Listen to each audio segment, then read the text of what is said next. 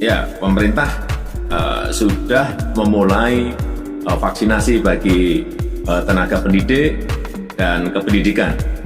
Ini agar apa? Agar para pengajar ini terlindungi dan juga anak-anak kita bisa terlindungi dan anak-anak kita juga bisa segera sekolah tatap muka tapi terbatas, tatap muka terbatas. Dari pendidik itu luar biasa pentingnya. Konsep gotong royong yang sudah kita buahkan dalam profil pelajar Pancasila itu sebenarnya arah merdeka belajarnya banyak sekali Pak Presiden, hal-hal yang sebelumnya intuisi kita sudah merasakan perlu ada perubahan di pendidikan, tapi karena pandemi ini itu menjadi jauh lebih jelas.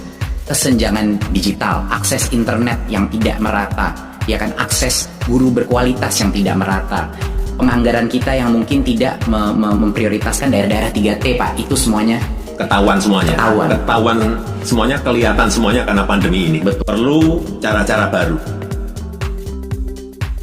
digital, hybrid ini, dan kita harus cepat adaptasi, harus adaptif, kreatif, dan ada inovasi-inovasi terus. Situasi pandemi seperti saat ini tidak hanya dihadapi oleh Indonesia saja, semua negara mengalami, lebih dari 215 negara mengalami, dan pandemi ini mengubah secara drastis kehidupan kita. Dan untuk memutus penyebaran COVID, kita juga sudah memutuskan untuk pembelajaran jarak jauh, pembelajaran yang dilakukan secara daring. Dan tantangannya adalah bagaimana memastikan pembelajaran dapat tersampaikan dengan baik, terutama untuk yang pendidikan dasar.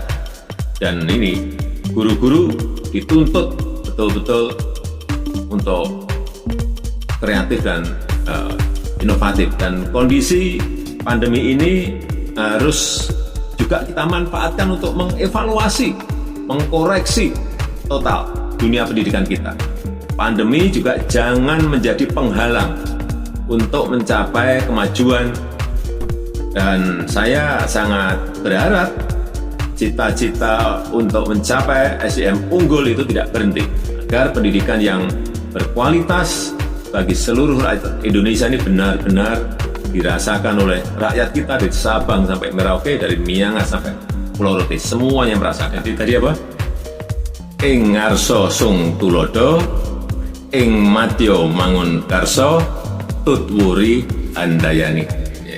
Saya kira semua kita harus ingat mengenai ini. Betul.